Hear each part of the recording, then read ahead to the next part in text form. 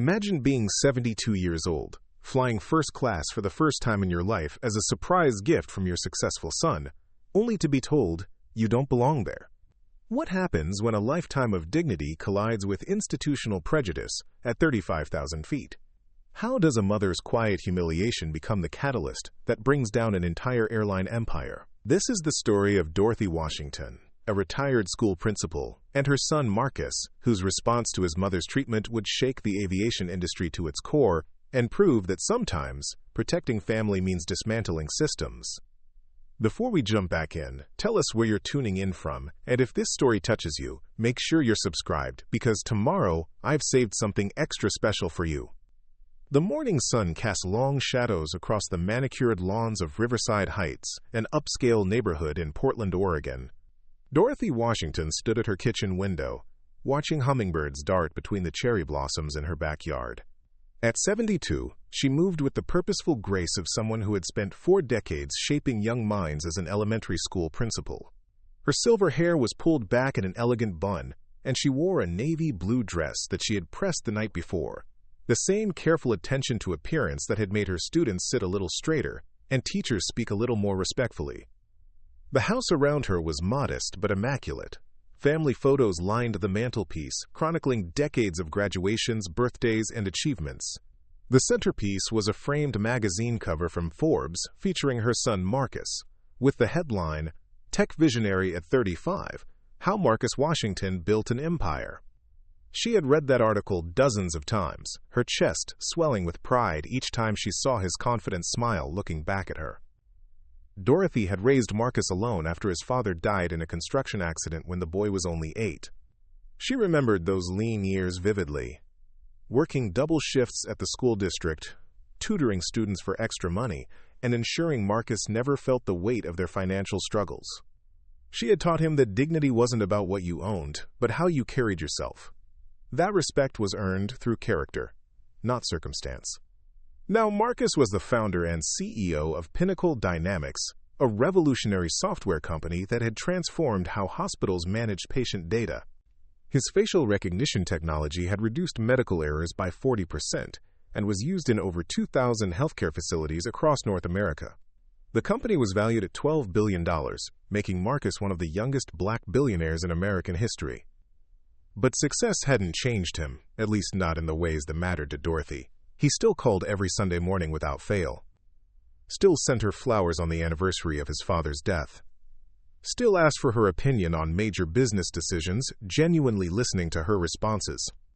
The boy who had once helped her grade papers at the kitchen table was now making decisions that affected thousands of employees and millions of patients. Dorothy's phone buzzed on the counter. A text message from Marcus. "Morning, Ma, car will pick you up at 10, the flight leaves at noon.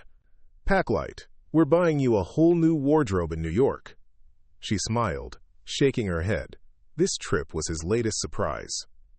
For her 72nd birthday next week, he was flying her to New York City for a weekend of Broadway shows, shopping, and fine dining. She had protested, of course. The expense seemed unnecessary, even knowing he could afford it. But Marcus had insisted with that determined look he'd worn since childhood when he'd set his mind on something. "You spent your whole life taking care of everyone else," he had told her during their last conversation. "It's time someone took care of you properly."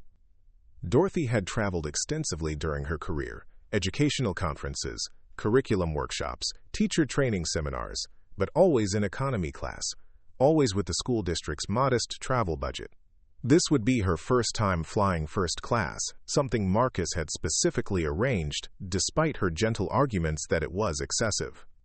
She packed carefully, folding clothes with the precision of someone who had organized thousands of school events. Her suitcase contained conservative dresses, comfortable walking shoes, and a single elegant evening gown Marcus had insisted she bring for dinner at Le Bernardin. Hidden in the side pocket was a small leather journal where she had written down everything she wanted to see and do in New York, the Metropolitan Museum, Central Park, the 9/11 Memorial. At her age, she had learned to appreciate that every new experience was a gift. The car arrived precisely at 10 a.m. The driver, a kind Hispanic man named Roberto, helped her with her luggage and opened the door with a warm smile. As they drove toward Portland International Airport, Dorothy watched the familiar neighborhoods blur past. She had lived in this city for 45 years, had seen it grow and change, had educated thousands of children who now worked in its offices and shops. At the airport, Roberto walked her to the ticket counter, where a young black woman named Keisha immediately recognized her from the photo Marcus had sent. "Mrs. Washington, what an honor to meet you," Keisha said, her voice filled with genuine warmth. "Your son speaks about you all the time. He calls you his inspiration." Dorothy felt that familiar flutter of pride mixed with humility.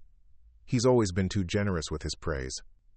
"He upgraded you to our premium first-class service," Keisha continued, processing her boarding pass. "Seat 1A. You'll have the full VIP experience today." As Dorothy made her way through security, she noticed the subtle changes in how people treated her. The TSA agent was more courteous than usual. A gate agent offered her a glass of water while she waited. It was a strange feeling, this deference that seemed to come with the first-class ticket. She wondered if this was how Marcus experienced the world now. Doors opening not because of who he was, but because of what he represented. In the departure lounge, Dorothy called Marcus to confirm her arrival time. "Ma, you sound nervous," he said, his voice carrying that mix of affection and concern she knew so well. "Not nervous, just grateful," she replied. "I keep thinking about how proud your father would be." There was a pause. Marcus always grew quiet when she mentioned his father, not from sadness, but from the weight of carrying forward a legacy he'd never had the chance to fully understand. "He'd probably tell me I'm spoiling you too much," Marcus said finally, his voice lighter now. "He'd be right," Dorothy laughed. "But I suppose I've earned a little spoiling." "You've earned everything, Ma, and more." As boarding began, Dorothy noticed she was among the first group called. The gate agent, a middle-aged white woman named Patricia Hoffman, checked her boarding pass with professional efficiency, but little warmth. Something in the woman's expression shifted slightly when she saw Dorothy's destination and seat assignment, but it was so subtle Dorothy almost missed it. Walking down the jet bridge, Dorothy felt a mix of excitement and discomfort. She had always been practical about money, had taught Marcus to be the same way despite his current wealth. The idea of paying extra for a larger seat and better service still seemed unnecessary to her, but she understood this trip was about more than comfort. It was Marcus's way of honoring her sacrifices, of showing the world that the woman who had raised him deserved to be treated with the same respect he now commanded. The flight attendant at the aircraft door was a tall blonde woman in her 40s named Sandra Pierce. Her smile was professionally bright, but didn't quite reach her eyes as she welcomed Dorothy aboard. "Welcome to Skywing Airlines," Sandra said, her gaze quickly scanning Dorothy from head to toe in a way that felt more like an assessment than a greeting. Dorothy made her way to seat 1A, marveling at the spaciousness. The leather seat was wider than her favorite armchair at home, with more legroom than she knew what to do with. She settled in carefully, placing her purse beneath the seat in front of her and adjusting the seat belt. Through the window, she could see ground crew loading luggage and preparing the aircraft for departure. A younger flight attendant, a black man named David Chen, approached with a warm smile that seemed more genuine than his colleagues. "Mrs. Washington, may I offer you something to drink before takeoff? We have champagne, sparkling water, fresh orange juice." "Orange juice would be lovely, thank you," Dorothy replied, noting how he had used her name, how he had spoken to her with the same respect she had once commanded in faculty meetings. As David returned with her drink, other first-class passengers began boarding. A businessman in an expensive suit took the seat across the aisle, nodding politely in her direction. An elderly white couple settled into seats 2 rows back, the woman's jewelry catching the cabin light as she removed her coat.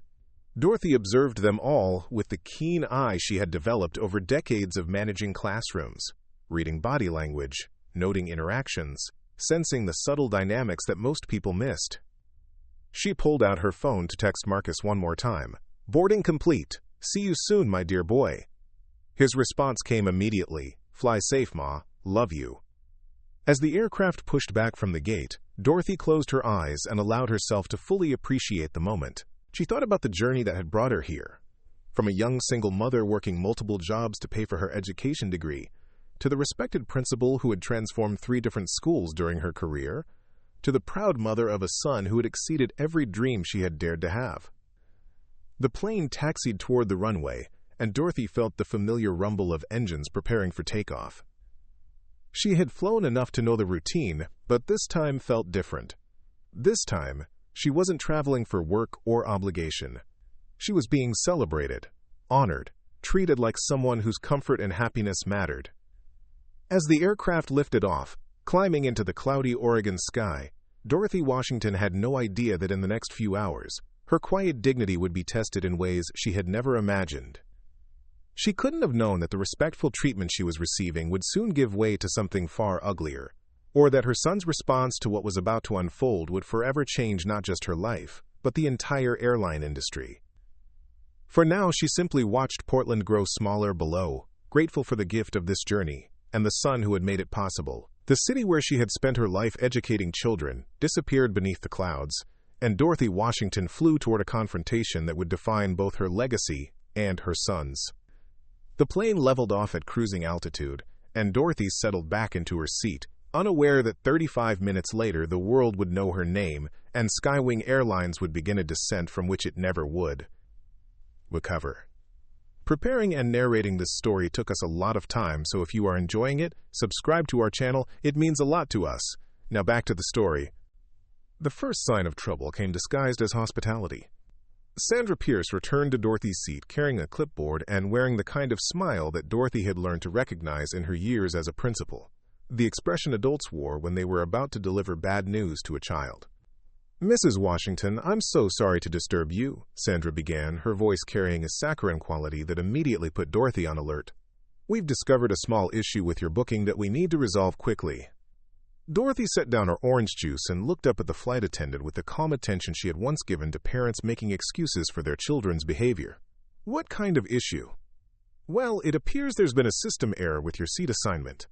This particular seat is actually reserved for our airline's preferred corporate partners, executives from companies that have special contracts with Skywing. I'm afraid we'll need to relocate you to another seat." The words hung in the air between them like a challenge.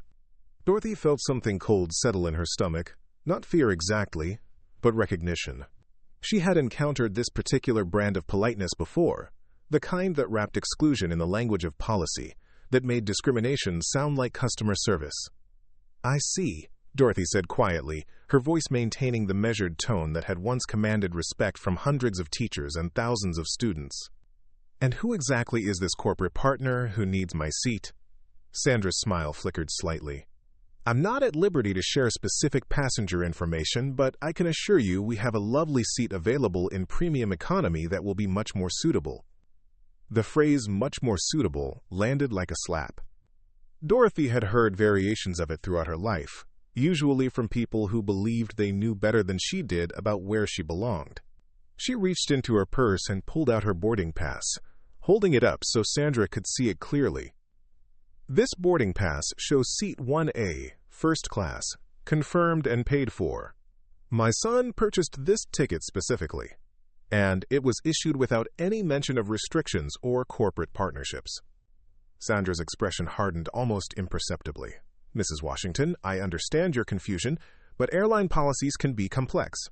We have protocols we must follow for security and operational efficiency. I'm trying to help you here." Quote. Dorothy recognized the shift in tone, the move from fake sweetness to barely concealed impatience.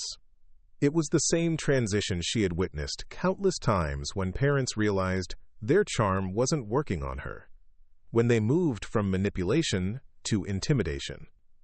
"I would like to speak with the captain," Dorothy said calmly, folding her hands in her lap. "The captain is quite busy with pre-flight procedures," Sandra replied, her professional mask slipping further. "I am the senior flight attendant on this aircraft, and I have the authority to handle seating arrangements. For the comfort and safety of all passengers, I need you to gather your belongings and move to seat 23C. Around them, other first-class passengers had begun to take notice. The businessman across the aisle lowered his newspaper slightly, his eyes darting between Dorothy and Sandra. The elderly couple, 2 rows back, had stopped their quiet conversation and were watching the exchange with obvious curiosity. Dorothy remained perfectly still. In her 40 years as an educator, she had learned that sometimes the most powerful response to aggression was absolute calm.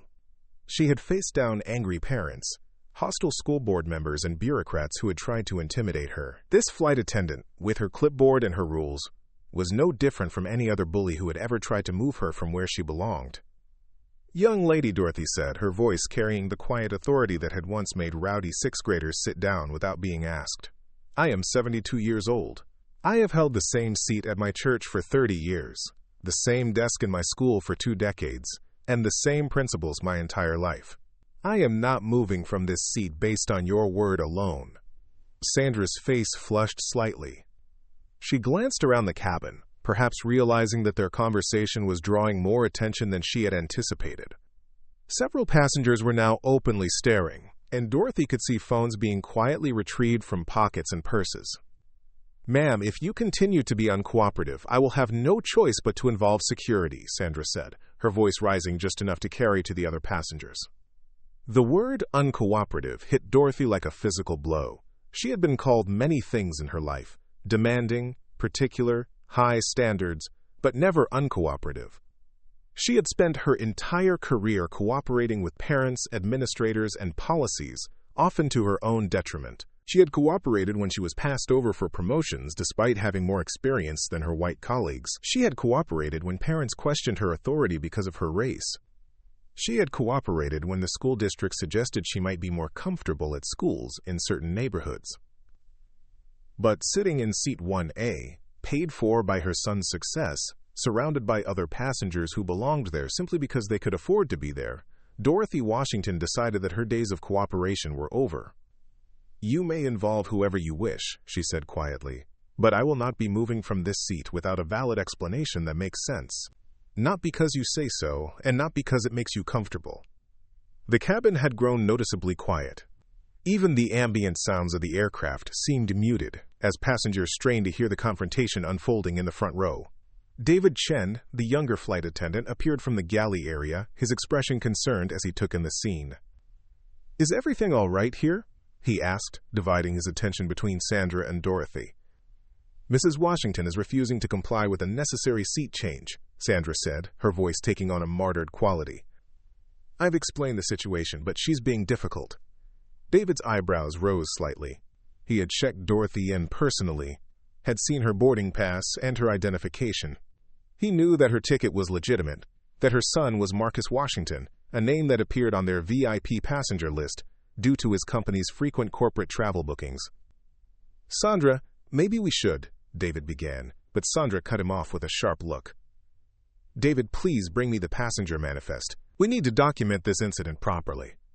As David reluctantly moved toward the front of the aircraft, Dorothy felt the weight of every eye in the cabin. She had become the center of a drama she hadn't asked for, hadn't created, but couldn't escape. The businessman across the aisle was now openly recording on his phone. A woman in row 3 was typing rapidly on her tablet. The elderly couple had turned completely around in their seats to get a better view. Dorothy thought about calling Marcus, but dismissed the idea immediately. This was her fight, her dignity on the line. She had raised her son to be strong, to stand up for what was right, but she had also raised him by example. If she couldn't defend herself from one flight attendant with delusions of power, how could she expect him to face the much larger challenges that came with his position? Sandra returned with a tablet and began tapping on the screen with aggressive precision. "I'm going to note in your passenger file that you are uncooperative and disruptive. This will affect your ability to fly with Skywing in the future." The threat was clear, and it revealed the true nature of what was happening. This wasn't about corporate partnerships or system errors. This was about power, about who had it and who didn't, about who belonged in first class and who could be moved at will. Dorothy reached into her purse and pulled out her phone. She opened the camera app and began recording, holding the device steady despite the slight tremor in her hands, not from fear, but from a lifetime of suppressed anger finally finding its voice. "My name is Dorothy Washington," she said into the camera, her voice clear and steady. "I am being asked to leave my confirmed first-class seat by a flight attendant who claims there has been a system error, though she cannot produce any documentation of this error. I am being threatened with security and told I am uncooperative for asking questions." Sandra stepped back, her eyes widening as she realized Dorothy was recording. "Ma'am, you cannot film the crew without permission. That's a violation of airline policy." "I am filming my own experience as a paying passenger," Dorothy replied calmly, keeping the camera rolling. "I'm documenting what is being done to me, not what anyone else is doing." Around the cabin, other passengers had begun their own recordings. The businessman across the aisle gave Dorothy a subtle nod of support. A young woman in row 4 mouthed the words, "You go, lady," silently but clearly. David returned, his face troubled. He approached Sandra cautiously, speaking in a low voice that Dorothy could barely hear. "Sandra, I checked the manifest. There's no corporate override on seat 1A. Mrs. Washington's booking is completely valid." Sandra's face went through several expressions in rapid succession: surprise, embarrassment, and then a hardening that Dorothy recognized as the look of someone who had gone too far to back down gracefully. "That's impossible," Sandra said, her voice rising again. "I specifically received instructions about this passenger." The word instructions hung in the air like an admission. Dorothy felt something click into place in her mind. This wasn't a mistake or a system error. Someone had given Sandra specific instructions about her, Dorothy Washington, before the flight had even taken off. "Instructions from whom?" Dorothy asked, still recording. "And about what, specifically?" Sandra's mouth opened and closed without sound, like a fish suddenly aware it was out of water. She looked around the cabin as if searching for support, but found only the interested faces of passengers who were now fully invested in seeing how this confrontation would resolve. Captain Jake Morrison emerged from the cockpit, drawn by the unusual level of activity in the cabin. He was a man in his 50s with graying hair and the kind of confident bearing that came from decades of experience handling difficult situations. He surveyed the scene with practiced calm, taking in Dorothy's recording, Sandra's flustered expression, and the watching passengers. "What seems to be the problem here?" he asked, his voice carrying the authority of command. Sandra immediately launched into an explanation that sounded rehearsed and desperate.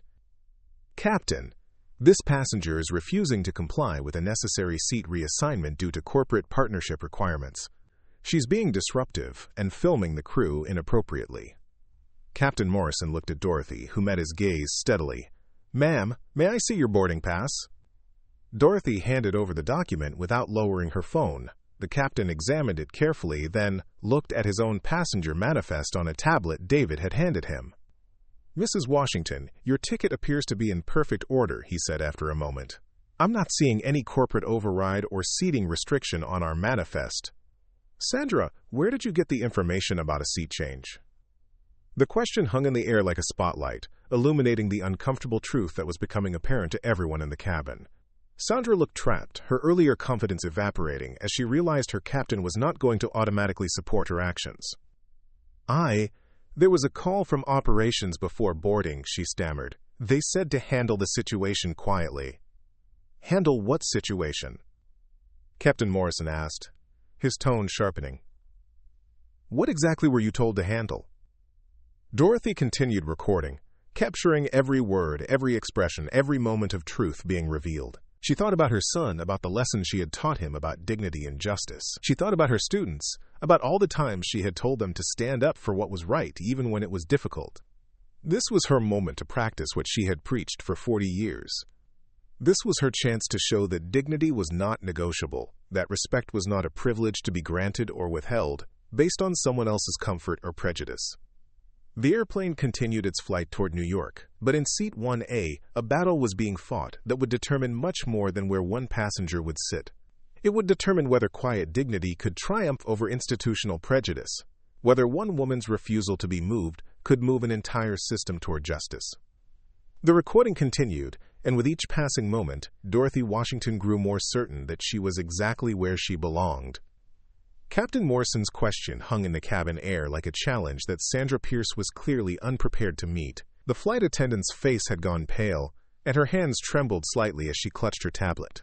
Around them, the first-class cabin had transformed into an impromptu theater, with every passenger now openly watching the drama unfold. "I need to speak with you privately, Sandra," Captain Morrison said, his tone carrying the weight of command. "David, please ensure Mrs. Washington has everything she needs." As Sandra followed the captain toward the front galley, Dorothy could hear fragments of their heated conversation. The captain's voice remained low but firm, while Sandra's responses grew increasingly defensive.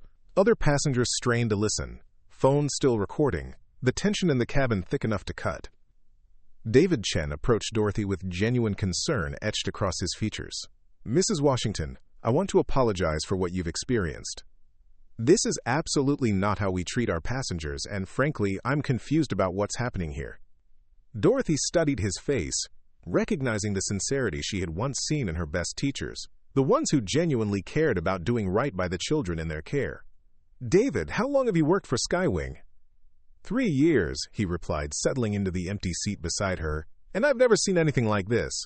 Your booking is completely legitimate. Your son's company actually has a corporate account with us. They fly with Skywing regularly for business trips."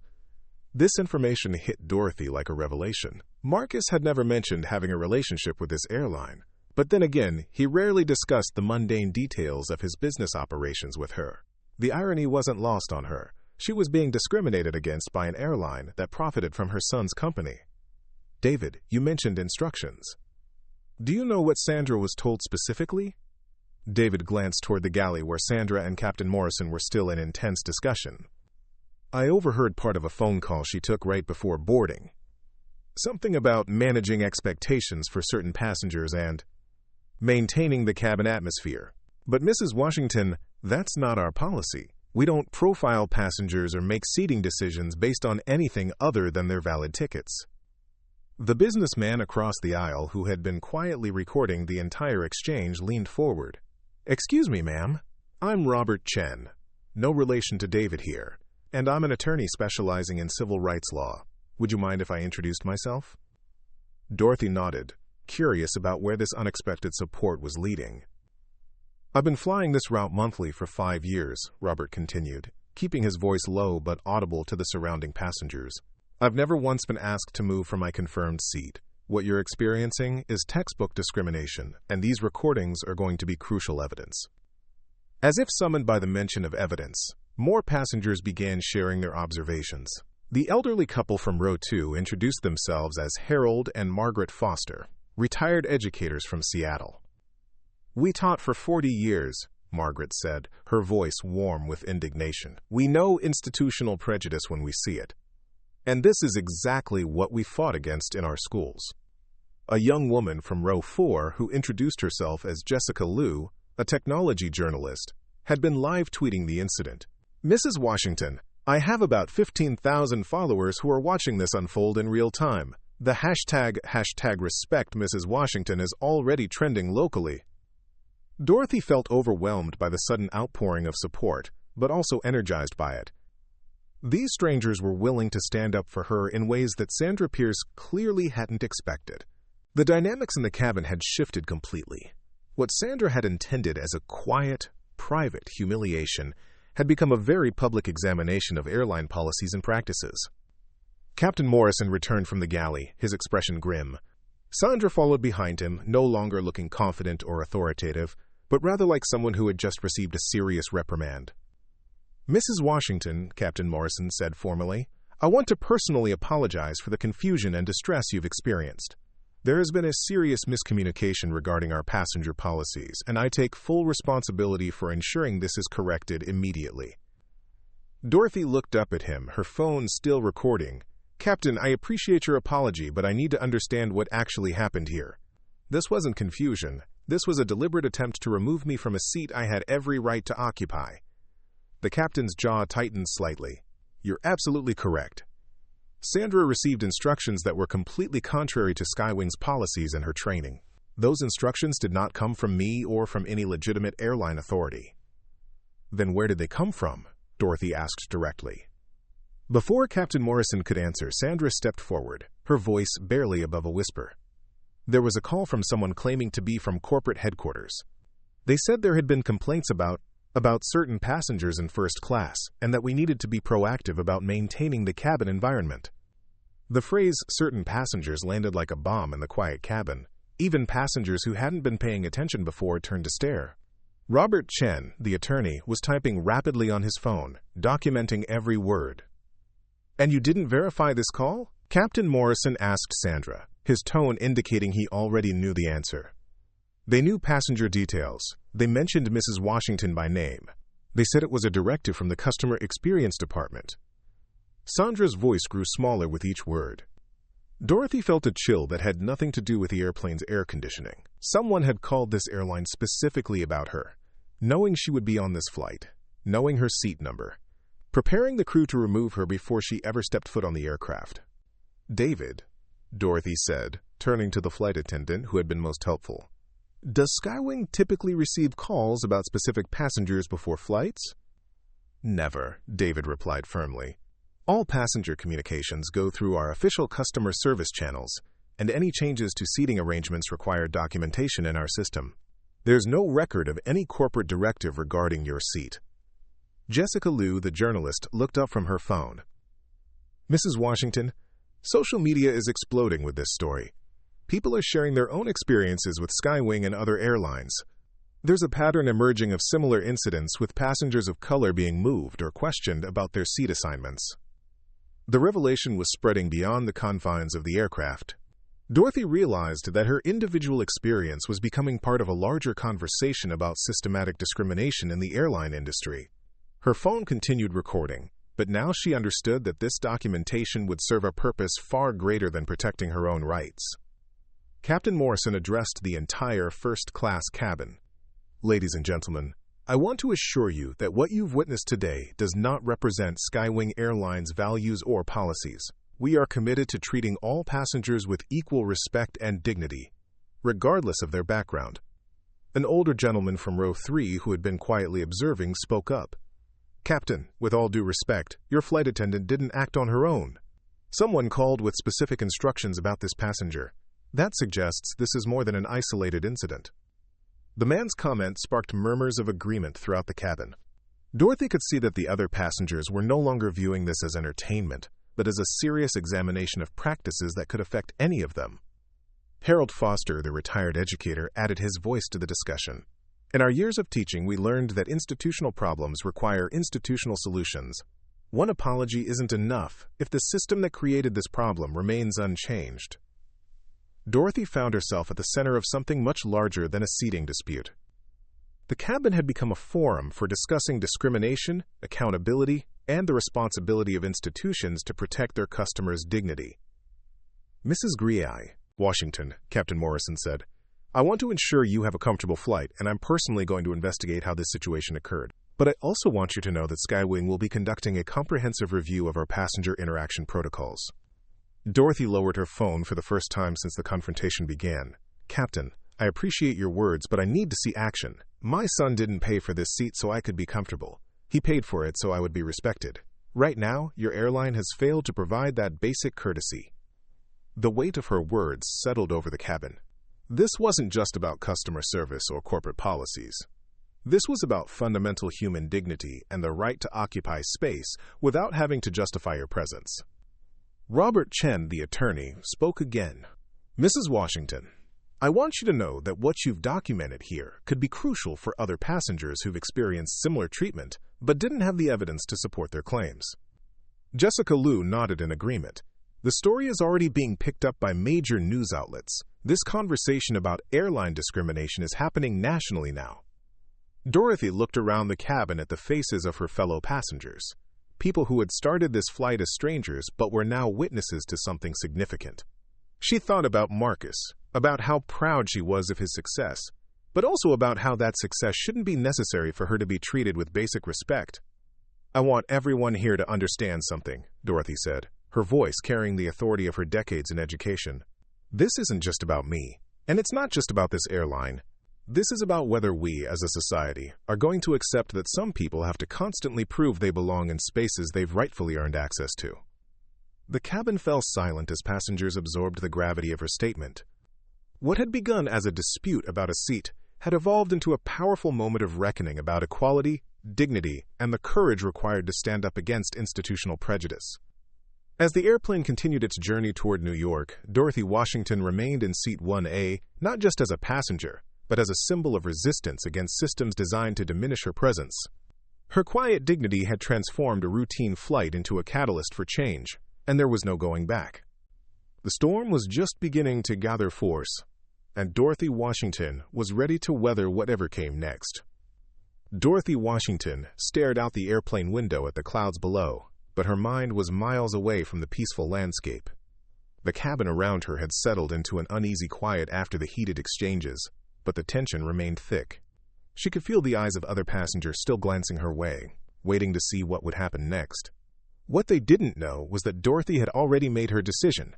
This would not end quietly. She opened her phone and scrolled to Marcus's contact. Her finger hovered over the call button for a moment.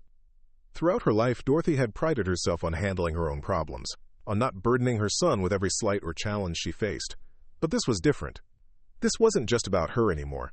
It was about the systematic targeting of passengers who looked like her, and it was about a company that was profiting from her son's business while discriminating against his mother. The phone rang twice before Marcus answered, his voice warm and familiar. "Ma, how's the flight? Are you enjoying the first-class treatment?" Dorothy closed her eyes briefly, steeling herself for what she was about to tell him. "Marcus, I need you to listen to me very carefully. Something has happened on this flight that you need to know about." The warmth in Marcus's voice immediately shifted to concern. "What's wrong? Are you okay?" "I'm fine, but I want you to record this conversation. What I'm about to tell you is going to make you angry, but I need you to stay calm and think strategically." Dorothy proceeded to recount the entire incident in precise detail: Sandra's approach, the false claims about corporate partnerships, the revelation about the mysterious phone call, and the ongoing situation. As she spoke, she could hear Marcus's breathing change, could sense his growing fury even through the phone connection. "They did what?" Marcus's voice was deadly quiet when she finished. "Someone called ahead specifically about you?" "Yes, and Marcus, they knew details about my booking. This wasn't random. Someone targeted me deliberately." There was a long pause.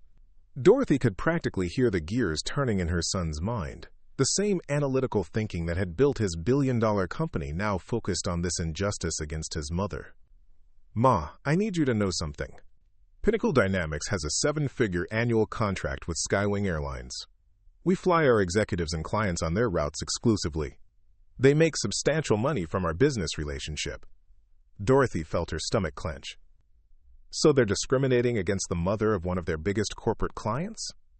"It gets worse," Marcus continued, his voice growing colder. "I personally recommended Skywing to 3 other tech companies last quarter. We're talking about millions in annual revenue that flows to this airline because of relationships I helped build." The irony was devastating. Dorothy was being humiliated by a company that owed part of its success to her son's influence and business connections. She thought about all the times Marcus had flown on Skywing for business meetings, product launches, investor presentations. Every trip generating revenue for an airline that couldn't treat his mother with basic dignity. "Marcus, there's something else. There are other passengers here documenting everything. A journalist, a civil rights attorney, retired teachers. This is becoming public whether we want it to or not." "Good," Marcus said firmly. "Ma, I want you to keep recording everything, every conversation, every interaction. And I want you to give my contact information to that journalist and attorney. They're about to become very important allies." Dorothy looked around the cabin. Jessica Liu was still typing on her phone, occasionally glancing up to observe new developments. Robert Chen had pulled out a laptop and appeared to be drafting some kind of document. David Chen was attending to other passengers but kept checking on Dorothy with concerned looks. "What are you planning to do?" Dorothy asked her son. "First, I'm calling our corporate legal team. Then I'm reaching out to our board members, 3 of whom sit on the boards of other major airlines. After that, I'm making some very uncomfortable phone calls to Skywing's executive leadership." Dorothy could hear the steel in his voice, the same determination that had driven him from a scholarship kid to a billionaire CEO. But this wasn't about business success. This was about family, dignity, and justice. "Marcus, I don't want you to do anything that could hurt your company or your reputation." "Ma," Marcus said softly, "you taught me that some things are more important than business. You raised me to stand up for what's right, especially when it's difficult. If defending my mother hurts my reputation, then I've been building the wrong reputation." As Dorothy ended the call, she noticed Captain Morrison approaching her seat again. His expression was more serious than before, and he carried a tablet with what appeared to be official airline documentation. "Mrs. Washington, I've completed my preliminary investigation into this incident. I need to share some disturbing findings with you." Dorothy straightened in her seat, her recording app ready. "I'm listening." The call Sandra received didn't come from our corporate headquarters. It came from an external number that spoofed our internal communication system. Someone impersonated Skywing officials to give instructions about your treatment.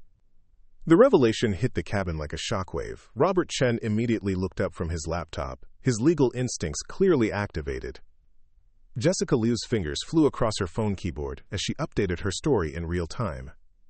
"Captain," Dorothy said carefully, "are you telling me that someone outside your airline called your crew specifically to ensure I would be mistreated?" "That appears to be exactly what happened. We're treating this as a serious security breach and potential fraud. The FBI will be notified when we land." Dorothy felt the weight of this revelation settling over her. This wasn't just airline discrimination. This was a deliberate, premeditated attack on her dignity by someone who had gone to extraordinary lengths to humiliate her. Robert Chen spoke up from across the aisle. "Captain, this constitutes fraud, impersonation of corporate officials, and potentially a federal crime given that it occurred on a commercial aircraft. Mrs. Washington, you're not just a victim of discrimination. You're the target of what appears to be a sophisticated harassment operation." The businessman in row 5, who had been quietly listening, suddenly sat forward. "Wait a minute. Mrs. Washington, did you say your son is Marcus Washington of Pinnacle Dynamics?" Dorothy nodded, wondering where this was leading. "I'm Thomas Bradley, VP of Corporate Security at Henderson Financial. We use Pinnacle software for our healthcare division. Your son has been getting a lot of attention lately, not all of it positive from certain competitors." Dorothy's mind raced as the implications became clear. Marcus had indeed been in the news recently, not just for his company's success, but for his outspoken positions on AI ethics and healthcare equality. Pinnacle Dynamics had been advocating for regulations that would hurt some of their competitors' business models. "Are you suggesting someone targeted me to get to my son?" Dorothy asked. Thomas Bradley nodded grimly. "Corporate espionage and harassment campaigns against tech executives and their families are more common than people realize. Attacking a CEO's family members is a psychological warfare tactic designed to distract them from business operations." Jessica Liu looked up from her phone. "Mrs. Washington, this story just got exponentially bigger. If this is confirmed as a targeted harassment campaign, it's going to make national headlines. We're talking about corporate warfare, airline security breaches, and civil rights violations all in one incident." Dorothy felt the airplane seem to shift around her, as if the very nature of her reality was changing. What had started as a humiliating experience was now revealing itself as part of something much more sinister and calculated. David Chen approached her seat with a concerned expression. "Mrs. Washington, I've been monitoring our communications system, and we've discovered 3 more suspicious calls to our crew scheduling department in the past week. All of them referenced passenger concerns and special handling instructions." The scope of the operation was becoming clear. This wasn't an isolated incident. It was part of a pattern, a systematic campaign targeting multiple passengers for reasons that were still being uncovered. Margaret Foster, the retired educator from row 2, stood up and addressed the cabin. "Ladies and gentlemen, we are witnessing something historically significant. This is not just about airline policies or customer service. We are seeing how institutional discrimination can be weaponized by bad actors for corporate or personal gain." Her words resonated throughout the first-class cabin. Passengers who had started the flight, thinking about business meetings or vacation plans, were now part of a developing story about justice, corporate responsibility, and the lengths some people would go to silence or intimidate their opponents. Dorothy's phone buzzed with a text from Marcus. "Ma, our legal team has discovered some very interesting information about recent attacks on Pinnacle Dynamics executives. This is bigger than we thought. Stay strong. Help is coming." As Dorothy read the message, she realized that her decision to stand her ground in Seat 1A had uncovered something far more significant than airline discrimination. She had stumbled into the middle of a corporate war being fought through harassment and intimidation, and her dignity had become a battleground. But Dorothy Washington had spent 40 years teaching children to stand up to bullies, and she wasn't about to back down now. Whoever had orchestrated this attack had underestimated both her resolve and her son's resources. They had picked the wrong family to target, and they were about to learn that some battles create consequences far beyond what the aggressors ever imagined. The airplane continued its journey toward New York, but everyone on board knew they were no longer just passengers on a routine flight. They were witnesses to something that would reshape how corporate harassment, airline security, and civil rights intersected in the modern world. And at the center of it all sat Dorothy Washington, no longer just defending her right to a seat, but standing as a symbol of resistance against those who thought they could silence voices through intimidation and fear. The moment Dorothy Washington's airplane touched down at LaGuardia Airport, the world exploded into chaos. What had begun as a quiet incident at 35,000 feet had transformed into a media firestorm that would reshape the airline industry forever. As passengers gathered their belongings, Jessica Liu's live coverage had already generated over 2 million views, and #JusticeForDorothy was trending nationally. Dorothy remained seated as other passengers filed out, many stopping to shake her hand or offer words of support. Robert Chen, the civil rights attorney, handed her his business card along with a folder of notes he had compiled during the flight. "Mrs. Washington, I've documented everything that happened here today. This goes far beyond a civil rights violation. We're looking at federal crimes, corporate conspiracy, and systematic fraud. Your courage has exposed something that could have gone on indefinitely." As Dorothy finally stood to leave the aircraft, Captain Morrison approached her one final time. His face was grim, and he carried an official Skywing tablet with what appeared to be urgent communications. "Mrs. Washington, I've just received word from our corporate headquarters. In the 30 minutes since we landed, Skywing's customer service department has been flooded with over 50,000 complaints. Our social media accounts are being overwhelmed with demands for accountability." Dorothy looked at him steadily. "Captain, what did your company expect would happen when they allowed their employees to be manipulated into targeting passengers?" "Ma'am, I want you to know that this investigation is now our top priority. But I also need to warn you, there are reporters waiting for you in the terminal. This story has gone national." As Dorothy walked down the jet bridge, she could hear the commotion before she saw it. The terminal was filled with camera crews, reporters shouting questions, and airport security trying to maintain order. Someone had leaked her flight information, and the media was ready for her arrival. But Dorothy wasn't walking into this chaos alone. As she emerged into the terminal, she saw a familiar figure pushing through the crowd, Marcus Washington, flanked by what appeared to be a team of lawyers and security personnel. Her son's face was a mask of controlled fury as he made his way toward her. "Ma," Marcus said, embracing her briefly before turning to face the crowd of reporters. "Are you okay?" "I'm fine, but I'm also angry," Dorothy replied, her voice carrying clearly over the noise. "And I think it's time people knew exactly what happened on that airplane." Marcus stepped forward, and the terminal fell silent as reporters recognized one of the most powerful CEOs in America preparing to speak. His presence transformed the situation from a human interest story into a major corporate and political event. "My name is Marcus Washington, and I'm here because my 72-year-old mother was systematically targeted and humiliated by an airline that makes millions of dollars from my company's business," Marcus began, his voice carrying the authority that had commanded boardrooms and congressional hearings. The crowd of reporters pressed closer, cameras flashing, phones recording. Dorothy watched her son with pride and amazement. This was the boy she had raised, now using his platform to defend her dignity. What happened to my mother wasn't a mistake or a policy misunderstanding. It was a deliberate, coordinated attack designed to humiliate her and, through her, intimidate me and my company.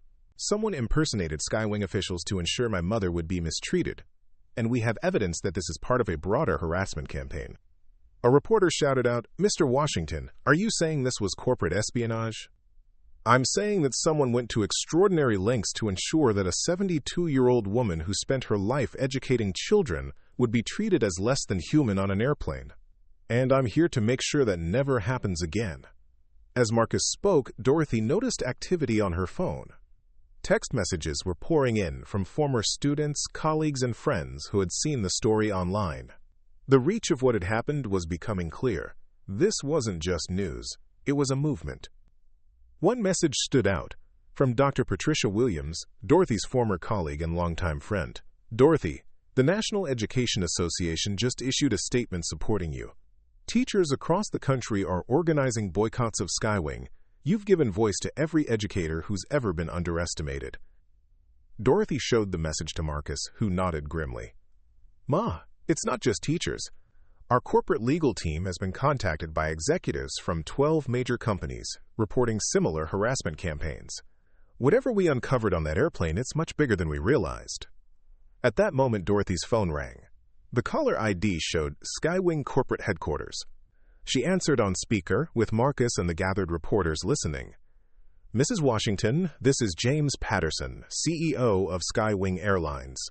I'm calling to personally apologize for the inexcusable treatment you received on our aircraft today. Dorothy's voice was steady as she replied, Mr. Patterson, your apology might mean something if this had been an isolated incident, but we now know that someone has been systematically manipulating your employees to target specific passengers. What are you going to do about that? Mrs. Washington, we are conducting a full investigation, and we are prepared to offer you substantial compensation for this incident. I don't want your money, Mr. Patterson. I want your accountability. I want to know how your airline became a weapon for someone else's corporate warfare, and I want to know what you're going to do to ensure this never happens to any other passenger. Quote, the crowd of reporters was frantically taking notes as they witnessed a live confrontation between the victim of airline discrimination and the CEO of a major corporation. Dorothy had transformed from a private citizen into a public advocate in the span of a few hours. Marcus took the phone from his mother. Mr. Patterson, this is Marcus Washington. You should know that as of this moment, Pinnacle Dynamics is terminating our corporate travel contract with Skywing Airlines. That's approximately $2.8 million in annual revenue that you just lost. Mr. Washington, surely we can discuss this. There's nothing to discuss, Marcus interrupted. Your airline allowed itself to be used as a tool for harassment against my family. But more importantly, you created a system where any passenger could be targeted and humiliated based on fraudulent calls from unknown sources. That's not just discrimination, that's a massive security failure. As Marcus ended the call, Dorothy noticed a commotion near the terminal's main entrance. A group of protesters had gathered, holding signs reading, quote, "Dignity for all passengers," and "End airline discrimination." Among them, she recognized several faces from the airplane, fellow passengers who had witnessed her treatment and decided to take action. Jessica Liu, the journalist who had covered the story live, approached with her camera crew. Mrs. Washington, your story has sparked a national conversation about airline discrimination. Social media is exploding with similar stories from other passengers. How does it feel to know that your courage has given voice to so many others? Dorothy looked directly into the camera. It feels like the beginning of something important. For too long, people have accepted that certain passengers can be questioned, moved, or treated as suspicious simply because of who they are. That stops today. What message do you have for other passengers who might face similar treatment? Document everything. Speak up. Don't accept quiet humiliation as the price of travel. And remember that your dignity is not negotiable, regardless of what anyone tells you. As the impromptu press conference continued, Dorothy's phone buzzed with updates from Marcus's legal team. The investigation into the fraudulent calls had revealed connections to a corporate intelligence firm that specialized in harassment campaigns against tech executives. The web of conspiracy was unraveling in real time. Margaret Foster, the retired educator from the flight, approached Dorothy through the crowd. Dorothy, I wanted you to know that Harold and I have been teachers for 40 years, and we've never been more proud to witness someone stand up for what's right. You've reminded us why we got into education in the first place. Robert Chen, the civil rights attorney, was coordinating with Marcus's legal team to compile evidence for what was becoming a massive federal investigation. Mrs. Washington, the Department of Justice has been in contact. This case could reshape airline security protocols and passenger protection laws. As the crowd began to disperse, Dorothy found herself alone with Marcus for the first time since the incident began. They sat in a quiet corner of the terminal, away from the cameras and reporters. Ma, I'm so proud of you, Marcus said softly. You could have quietly accepted that treatment and avoided all this attention. Instead, you stood up not just for yourself, but for everyone who comes after you. Dorothy smiled tiredly. You know, when I was raising you, I always told you that your success would come with responsibilities. I never imagined that my own dignity would become one of those responsibilities. It's not a burden, Ma, it's an honor.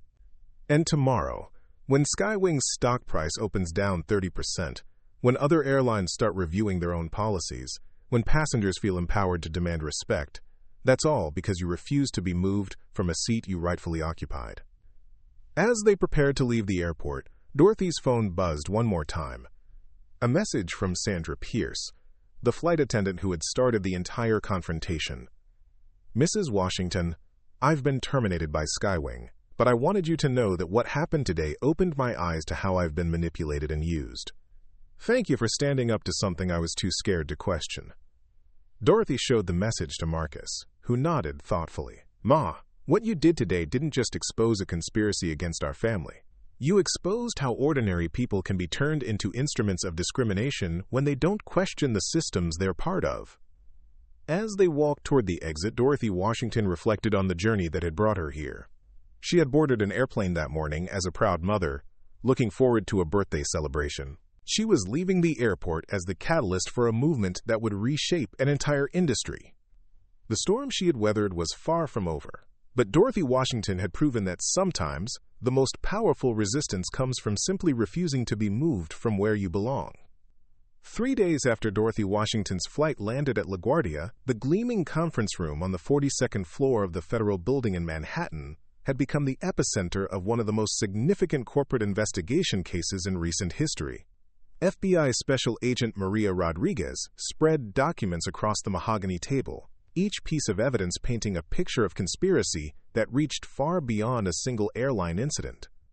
Dorothy sat at one end of the long table, flanked by Marcus and their expanding legal team.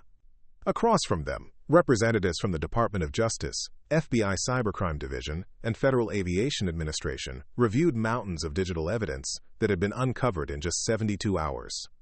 "Mrs. Washington," Agent Rodriguez began, "what started with your courage to document that airplane incident has led us to uncover the largest corporate harassment network we've encountered. The individuals responsible for targeting you have been operating for over 2 years." Dorothy absorbed this information with the same calm attention she had once given to difficult parent conferences. "Agent Rodriguez, how many other people have been targeted?" "Our investigation has identified at least 47 separate incidents across 6 different airlines. Tech executives, civil rights leaders, journalists, whistleblowers, anyone whose voice posed a threat to certain corporate interests became a target." Marcus leaned forward, his expression hardening. "And they used airlines as their weapon of choice because it's private, humiliating, and until now, completely undocumented." Agent Rodriguez nodded. "The beauty of their system was its deniability. A fraudulent call to airline staff, some fabricated security concerns, and suddenly prominent individuals found themselves publicly humiliated with no recourse. Most victims never reported it, assuming it was isolated discrimination. The lead DOJ prosecutor, attorney Sarah Chen, pulled up a digital presentation on the conference room's main screen. "Mrs. Washington, we need to show you something that's going to be difficult to see." Quote, the screen displayed a detailed organizational chart showing a network of shell companies, offshore accounts, and corporate intelligence firms. At the center was a company called Strategic Influence Solutions, operated by a man named Richard Blackwood. "Mr. Blackwood," Sarah Chen continued, "is a former corporate security consultant who transformed his business into what we can only describe as a harassment for hire operation. His clients pay substantial fees to have their business rivals, critics, or competitors systematically intimidated." Dorothy studied the chart, her educator's mind quickly grasping the complexity of the operation. "And my son's company was one of their targets?" "Pinnacle Dynamics was their highest priority target for the past 6 months," Agent Rodriguez confirmed. "Your son's advocacy for AI regulation and healthcare equality was threatening the business models of 3 major corporations who were paying Blackwood's firm substantial fees." Marcus's jaw tightened. "So they decided to come after my family." The psychological profile they developed suggested that targeting your mother would be particularly effective because of your close relationship and her public background as an educator. They believed humiliating her would distract you from your legislative advocacy. Dorothy felt a chill run through her. These people had studied her relationship with her son, had calculated that attacking her would wound him in ways that direct corporate pressure could not. The violation felt even deeper than the airplane incident itself. Sarah Chen continued the presentation. "But Mrs. Washington, your response completely disrupted their model. Instead of suffering in silence, you documented everything. Instead of hiding the incident, your family made it public. Instead of being intimidated, you became a catalyst for change. The screen shifted to show real-time social media analytics. #JusticeForDorothy had generated over 15 million interactions across platforms. #Airline accountability was trending in 12 countries. Most significantly, #Digital Harassment Ends was connecting Dorothy's story to broader conversations about corporate intimidation tactics. The public response has been unprecedented, Agent Rodriguez noted. We've received over 3,000 tips from passengers, airline employees, and corporate executives reporting similar incidents. Your case broke open something that's been hidden for years. Quote, Robert Chen, the civil rights attorney who had been on Dorothy's flight, entered the conference room with a thick folder of documents. I apologize for being late, but I've been coordinating with victim advocacy groups. Mrs. Washington, there are families across the country who want to thank you for giving them the courage to speak about their own experiences. He opened the folder, revealing dozens of written statements from people who had faced similar treatment. Dorothy read through several of them, recognizing familiar patterns. The mysterious policy changes, the sudden seat reassignments, the humiliation disguised as customer service. A single mother from Atlanta writes that she was removed from first class because of security concerns that were never explained. A civil rights attorney from Chicago reports being questioned extensively before being allowed to board. A black physician from Miami was asked to provide additional identification 3 times during a single flight. Dorothy looked up from the statements. How did these people find the courage to come forward now? Your example, Robert Chen replied simply. Seeing someone stand up, document the experience, and fight back instead of accepting quiet humiliation, you showed them that their experiences were valid and that accountability was possible. Marcus pulled up news coverage on his phone. Ma, look at this. Skywing stock has dropped 47% since Tuesday. But more importantly, Delta, American, and United have all announced comprehensive reviews of their passenger interaction protocols. Agent Rodriguez addressed the room. The investigation has moved quickly because of the digital evidence. Blackwood's firm kept detailed records of their operations, including recorded phone calls of their impersonation campaigns.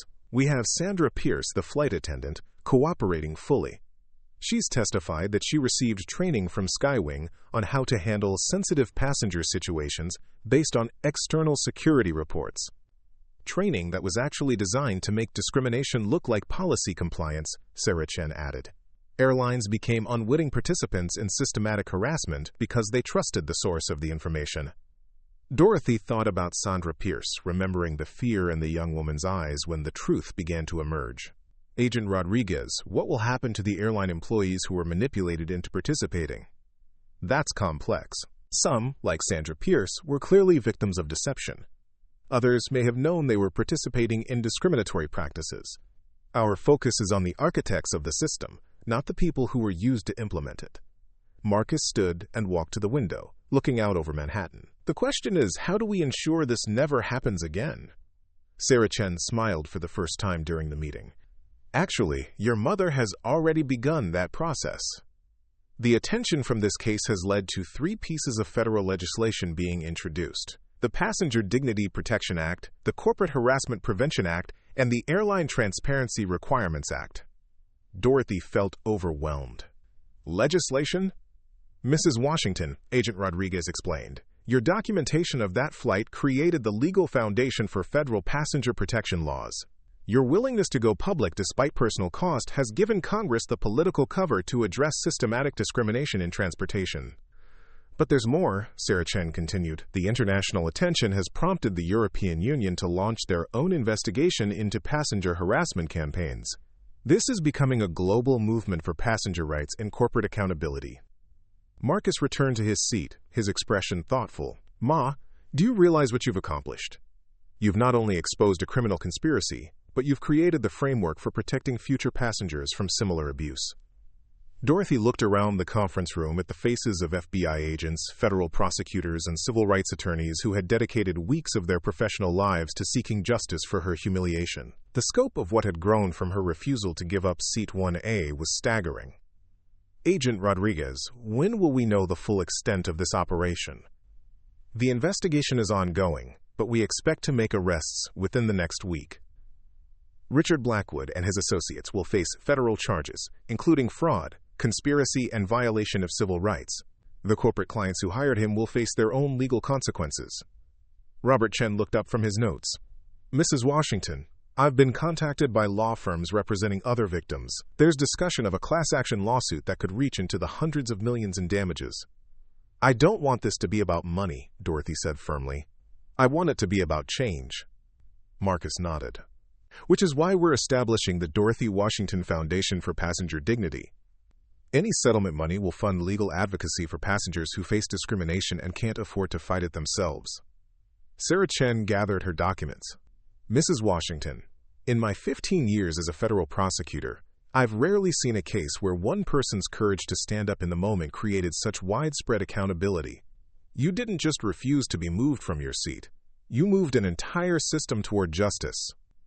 As the meeting concluded, Agent Rodriguez handed Dorothy a final piece of evidence, a recorded phone call from Richard Blackwood to one of his corporate clients, made just hours before her flight. Mrs. Washington, we think you should hear this. It shows exactly what they thought they could accomplish by targeting you. Dorothy listened to Blackwood's voice explaining how humiliating, quote, the tech CEO's mother would knock Washington off his legislative advocacy and send a message to other reform-minded executives. The coldness in his voice, the casual way he discussed her humiliation as a strategic business tool, confirmed everything Dorothy had suspected about the calculated nature of her treatment. When the recording ended, Dorothy sat quietly for a moment. Then she looked around the room at the people who had worked tirelessly to uncover this conspiracy and said, Mr. Blackwood was right about one thing. This did send a message to other executives. Just not the message he intended. As they prepared to leave the federal building, Marcus put his arm around his mother's shoulders. Ma, how does it feel to know that Seat 1A might have been the most important classroom you've ever occupied? Dorothy smiled, thinking about all the students she had taught over the years, all the lessons about standing up for what's right that she had tried to instill. It feels like 40 years of teaching finally led to the lesson that mattered most. The investigation was nearly complete, but Dorothy Washington's transformation from retired educator to catalyst for change was just beginning. Tomorrow would bring new revelations, new accountability, and new proof that sometimes the most powerful response to systematic oppression is simply refusing to be moved from where you belong. 6 months after Dorothy Washington refused to give up Seat 1A, the boardroom of Skywing Airlines looked like a corporate morgue. The once prestigious carrier that had dominated East Coast routes for 30 years was holding what would be its final board meeting. Around the polished mahogany table sat 12 executives, their faces reflecting the gravity of a situation that had spiraled far beyond anyone's worst-case scenarios. James Patterson, the CEO who had made that desperate phone call to Dorothy at LaGuardia, shuffled through bankruptcy documents with shaking hands. The numbers told a story of corporate collapse unprecedented in aviation history. In the 6 months since Dorothy's flight, Skywing had lost $2.3 billion in market value, faced 847 individual lawsuits, and watched 73% of their corporate clients terminate contracts. Ladies and gentlemen, Patterson began, his voice barely above a whisper, today we file for Chapter 11 bankruptcy protection. Our legal liabilities exceed our assets by approximately $1.8 billion, and our reputation damage is beyond repair. The fall of Skywing Airlines had been swift and merciless. Within weeks of Dorothy's story breaking, investigative journalists had uncovered a culture of discrimination that went far beyond the Washington incident. Internal emails revealed systematic profiling of passengers based on race, religion, and economic status. Training materials showed employees how to use vague security concerns to justify discriminatory treatment. Most damaging of all, recorded conversations between executives and Richard Blackwood's firm showed that Skywing leadership had been willing participants in the harassment campaigns. Sir, ventured the head of legal affairs, what should we tell our 40,000 employees? Patterson closed his eyes. Tell them that when we chose profits over principles, when we allowed our airline to become a weapon for corporate harassment, we destroyed everything our company once stood for. Meanwhile, 3,000 miles away in Portland, Dorothy Washington stood before a packed auditorium at Reed College, delivering the keynote address for the National Conference on Transportation Equity.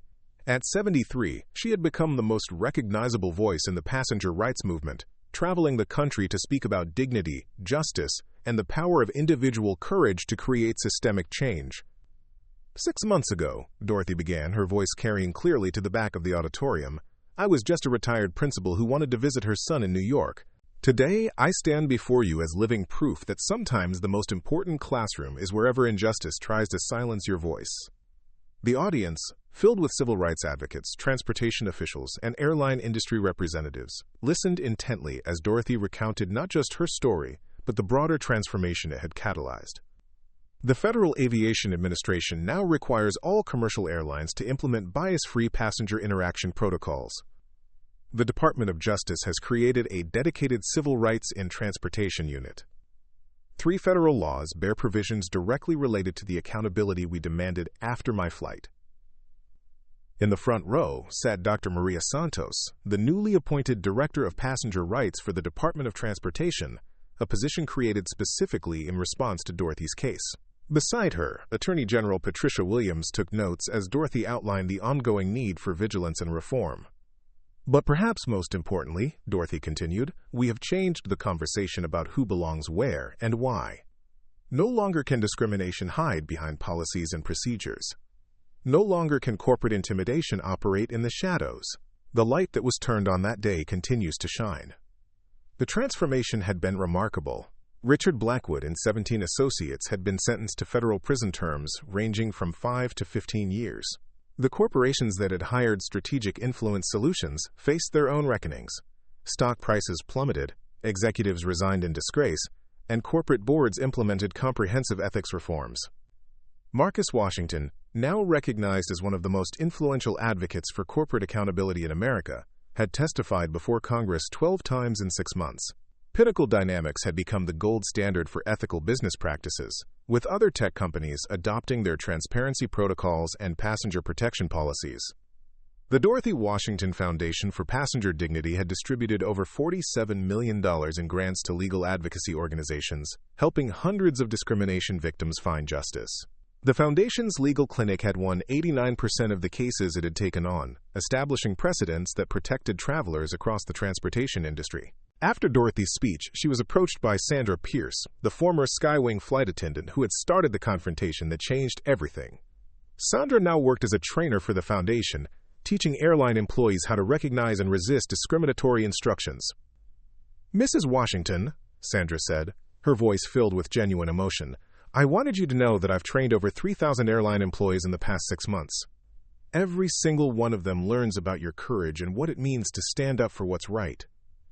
Dorothy embraced Sandra warmly, the young woman's transformation from unwitting participant in discrimination to passionate advocate for passenger rights embodied the broader changes that had swept through the industry. Sandra, you've proven that people can change, that systems can be reformed, and that accountability creates opportunity for redemption.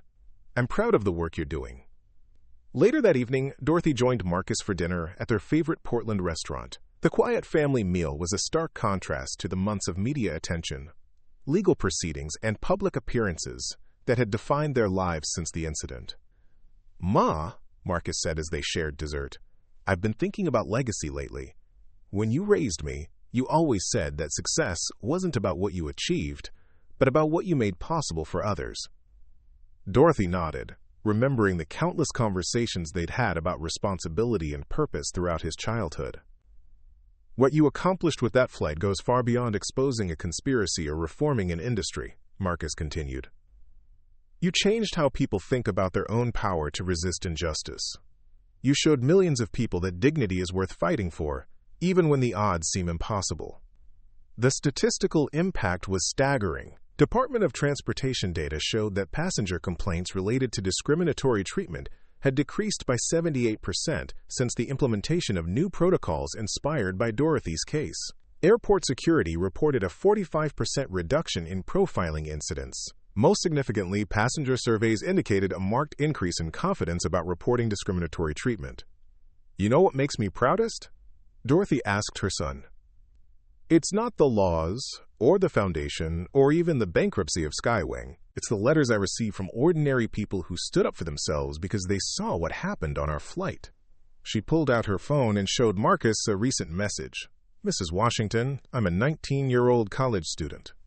Last week, I was questioned excessively at airport security because of my hijab. Instead of staying quiet like I usually do, I documented everything and filed a complaint. The officers were retrained, and the airport issued a public apology. Thank you for showing me that my dignity matters. Marcus smiled, recognizing the deep satisfaction in his mother's voice. Ma, you've always been a teacher. That flight just gave you the world's largest classroom. The global impact continued to expand. The European Union had implemented passenger protection standards based on Dorothy's case. Airlines in 12 countries had adopted voluntary bias-free training programs. International human rights organizations cited the Washington case as a model for how individual courage could drive institutional reform. At the United Nations Human Rights Council in Geneva, Dorothy had been invited to address delegates about transportation equity and corporate accountability. Her speech, delivered in the same calm, authoritative voice that had once commanded school board meetings, had inspired a global initiative to protect travelers from systematic discrimination. Injustice depends on silence, Dorothy had told the international audience. It thrives when victims feel isolated, when witnesses feel powerless, when systems operate without transparency.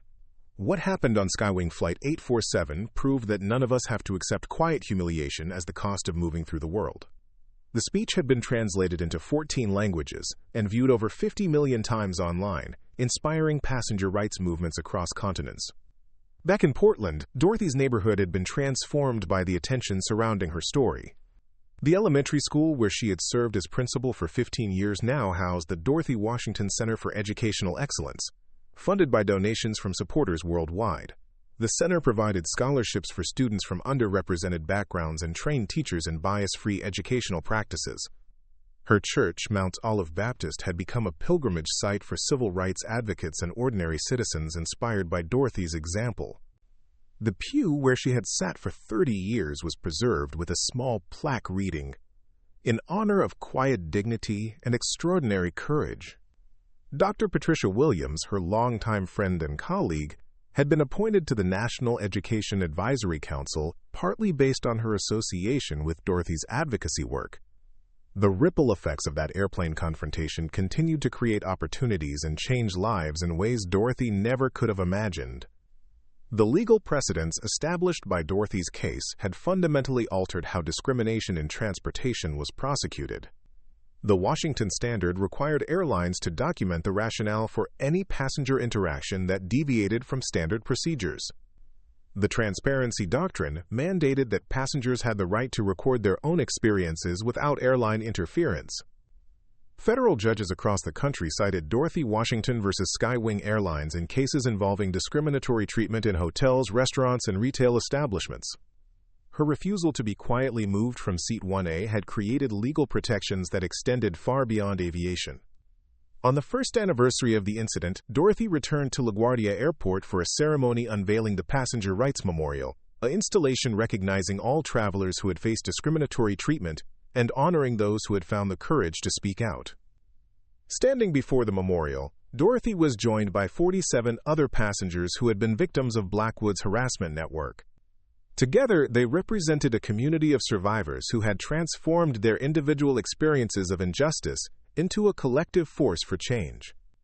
"A year ago, I thought I was just taking a flight to visit my son," Dorothy said to the gathered crowd of passengers, airline employees, and civil rights advocates.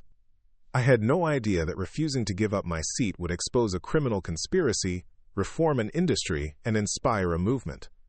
She paused, looking at the faces in the crowd.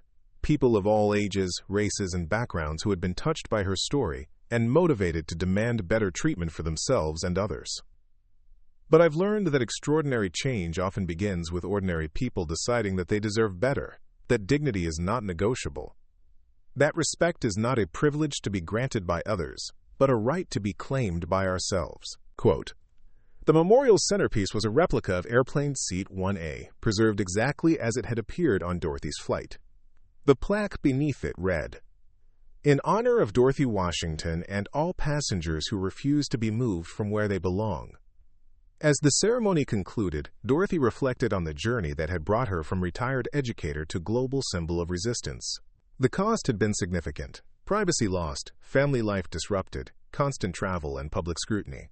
But the impact had exceeded anything she could have imagined.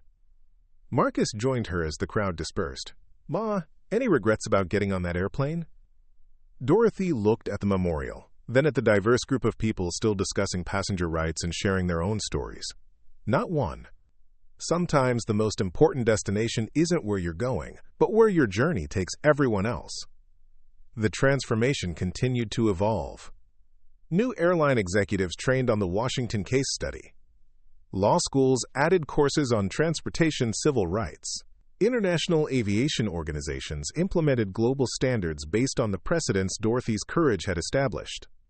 Sandra Pierce, now the Foundation's Director of Training, had developed a program called Recognizing Your Role that helped transportation workers understand how they could become unwitting participants in discriminatory systems.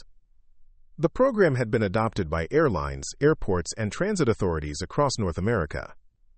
"Mrs. Washington taught us that resistance doesn't require anger or aggression," Sandra explained to her trainees. "Sometimes the most powerful response to injustice is calm dignity combined with an absolute refusal to accept unacceptable treatment." David Chen, the flight attendant who had supported Dorothy during the incident, had been promoted to Director of Passenger Experience for a major airline that had implemented comprehensive bias-free policies. His department had become a model for how airlines could proactively protect passenger dignity rather than reactively respond to discrimination complaints. Captain Morrison, who had apologized to Dorothy on the airplane, had testified before Congress about the need for stronger oversight of airline passenger interaction protocols. His recommendation for mandatory bias training had become federal law, ensuring that every commercial pilot in America understood their role in protecting passenger rights. Even Robert Chen, the civil rights attorney who had been a fellow passenger, had been inspired to establish a nonprofit legal clinic specializing in transportation discrimination cases. The Chen Institute for Travel Justice had won landmark cases that extended Dorothy's precedents to buses, trains, and ride-sharing services. The international impact grew as other countries grappled with their own transportation discrimination issues. The Dorothy Washington Protocols had been adopted by airlines in 17 countries, creating global standards for passenger treatment that emphasized dignity, transparency, and accountability. At the second anniversary commemoration held at the newly renamed Dorothy Washington Terminal at Portland International Airport, Dorothy was joined by transportation officials from 12 countries who had implemented reforms based on her case. Mrs. Washington's courage created a template for how individual resistance to injustice can drive institutional change, said Minister of Transport Isabella Rodriguez from Spain. Her example has inspired passenger protection reforms across Europe that have prevented thousands of discrimination incidents.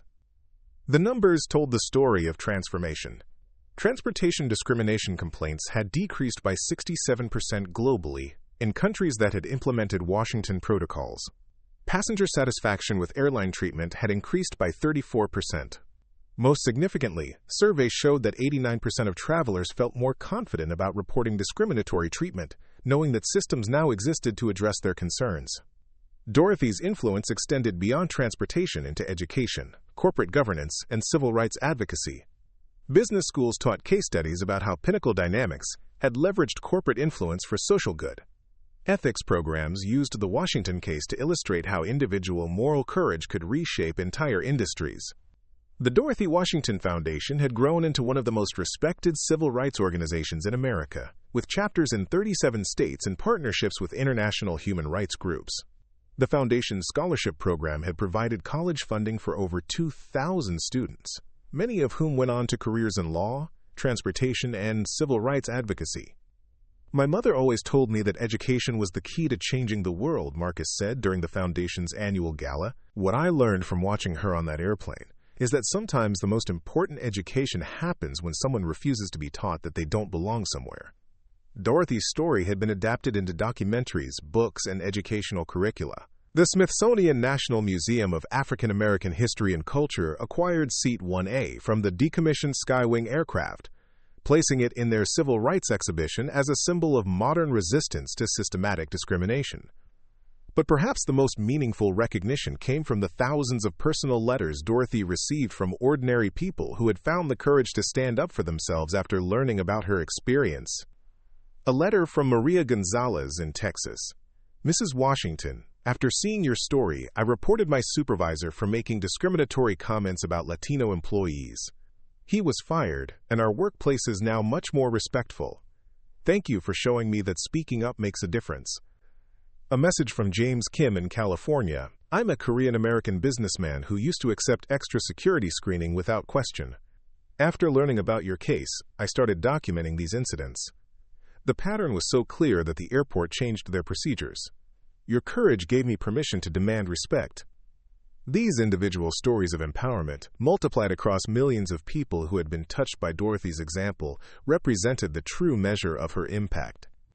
She had not only exposed a criminal conspiracy and reformed an industry, but had fundamentally changed how people thought about their right to dignity and respect. As Dorothy entered her 74th year, she continued to travel and speak, but she also found time for the quiet pleasures that had always sustained her. Sunday dinners with Marcus, reading in her garden, volunteering at the local elementary school, and maintaining the relationships that had grounded her long before she became a public figure. You know, she told Marcus during one of their regular Sunday walks, the most surprising thing about everything that's happened is how it's brought me back to my original purpose. I spent 40 years trying to teach children about justice and dignity. Now I get to teach the whole world about the same things. Quote. Marcus nodded, understanding that his mother's transformation from educator to activist was really no transformation at all, just an expansion of the classroom she had always occupied. The legacy continued to grow. 3 years after the incident, Dorothy was invited to give the commencement address at Harvard Law School, where she spoke to graduating attorneys about the relationship between individual courage and systemic change. Legal precedents matter, she told the graduates, but they begin with someone deciding that the status quo is unacceptable. Your law degrees give you tools for change, but your character will determine whether you use those tools to protect the powerful or empower the powerless. The speech, like so many of her appearances, went viral and inspired a new generation of advocates to use their skills in service of justice rather than profit. Dorothy Washington had boarded Skywing Flight 847 as a proud mother looking forward to a birthday celebration in New York City. She had deplaned as the catalyst for one of the most significant civil rights victories of the 21st century. But in her heart, she remained what she had always been, a teacher who believed that every person deserved to be treated with dignity, that justice was worth fighting for, and that sometimes the most important lesson was simply refusing to be moved from where you belonged. The empty seat that Skywing Airlines had insisted she vacate became a symbol that filled auditoriums, inspired legislation, and changed an industry. Dorothy Washington had proven that individual resistance to injustice, when combined with moral courage and strategic thinking, could literally move mountains, or in this case, entire systems of oppression. As she often told audiences in her speeches, they thought removing me from that seat would make me invisible. Instead, it made injustice impossible to ignore. Sometimes the most powerful revolution begins with simply saying, I belong here and I'm not moving. And indeed, Dorothy Washington had not moved. She had stood firm, documented everything, demanded accountability, and in the process had moved the world toward justice. Her legacy would endure not just in the laws and institutions that bore her influence, but in the millions of people who learned from her example that dignity was worth defending, and that individual courage could create change that no one thought possible. CEDAW 1A had been just the beginning. The movement Dorothy Washington started continued to expand, proving that sometimes the smallest acts of resistance can reshape the largest systems of power. Her story remained a testament to the truth that injustice, no matter how entrenched, could not withstand the power of someone who simply refused to be moved from where they belonged. Up next, you've got 2 more standout stories right on your screen. If this one hits the mark, you won't want to pass these up. Just click and check them out. And don't forget to subscribe and turn on the notification bell so you don't miss any upload from us.